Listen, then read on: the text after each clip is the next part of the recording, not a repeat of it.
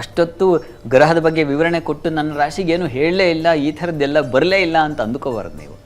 ಇದೆ, ಅದೆಲ್ಲವೂ ನಿಮ್ಮ ಪಾಲಿಗೆ ಇದೆ ಅನ್ನೋದನ್ನೇ ಸೂಚಿಸ್ತಾ ಇದೆ. ಚಂದ್ರ ಚೆನ್ನಾಗಿದೆ. ಹೀಗಾಗಿ ವೃತ್ತಿಯಲ್ಲಿ ಬಹಳ ವಿಶೇಷವಾದ ಅನುಕೂಲಗಳು, ಸ್ತ್ರೀಯರಿಗೆ ಒಂದು ಅಧಿಕಾರ, ಒಂದು ರೀತಿಯ ಕಾರ್ಯಸಿದ್ಧಿಯ ಕೌಶಲ್ಯ, ಇದೆಲ್ಲ ತುಂಬ ಚೆನ್ನಾಗಿದೆ. ಹೀಗಾಗಿ ಮೇಷರಾಶಿಯ ನಿಮ್ಮ ರಾಶಿಯ ಅಧಿಪತಿಯೂ ಚೆನ್ನಾಗಿದ್ದಾನಲ್ಲ, ಹೀಗಾಗಿ ಎಲ್ಲ ಬಗೆಯಲ್ಲೂ ಚೆನ್ನಾಗಿದೆ. ವಾರಾಂತ್ಯ ನೋಡೋಣ. ವಾರಾಂತ್ಯದಲ್ಲಿ ಮೇಷರಾಶಿಯವರಿಗೆ ನಿಮಗೆ ಚಂದ್ರನ ಸಂಚಾರ ರಾಹುಯುಕ್ತನಾಗಿ ಕೊನೆಗೆ ಮಾಂದಿ ರಾಹು ಇವರೆಲ್ಲ ಸ್ವಲ್ಪ ಇರ್ತದೆ. ವೃತ್ತಿಯಲ್ಲಿ ಸ್ವಲ್ಪ ಎಚ್ಚರ ತಗೋಬೇಕು. ಔಷಧ ರಾಸಾಯನಿಕ ಕ್ಷೇತ್ರಗಳಲ್ಲಿ ಲಾಭ ತುಂಬ ಚೆನ್ನಾಗಿದೆ.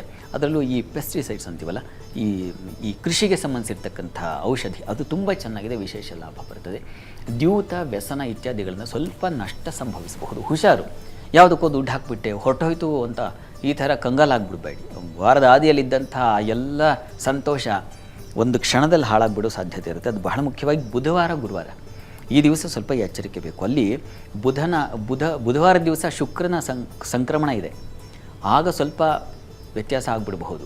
ಸ್ವಲ್ಪ ಹುಷಾರು. ಆಗ ನಿಮ್ಮ ಭಾವನೆಗಳು ವ್ಯತ್ಯಾಸ ಆಗುತ್ತೆ, ನಿಮ್ಮ ಆಲೋಚನೆಗಳು ವ್ಯತ್ಯಾಸ ಆಗಬಹುದು. ಸ್ತ್ರೀ ಪುರುಷ ನಡುವೆ ಸ್ವಲ್ಪ ಭಿನ್ನಾಭಿಪ್ರಾಯಗಳು ಬರುವ ಸಾಧ್ಯತೆ, ಇದನ್ನೆಲ್ಲ ಸೂಚಿಸ್ತಾ ಇದೆ. ಹುಷಾರು. ಆ ಸಲುವಾಗಿ ಹಣ ಖರ್ಚು ಮಾಡ್ಕೊಳ್ತಕ್ಕಂಥದ್ದು ಇದೆಲ್ಲ ನಿಮಗೆ ತೊಂದರೆ ಮಾಡುತ್ತೆ. ಹುಷಾರು ಎಚ್ಚರ ವಹಿಸಿ ವಾರದ ಮಧ್ಯಭಾಗದಲ್ಲಿ.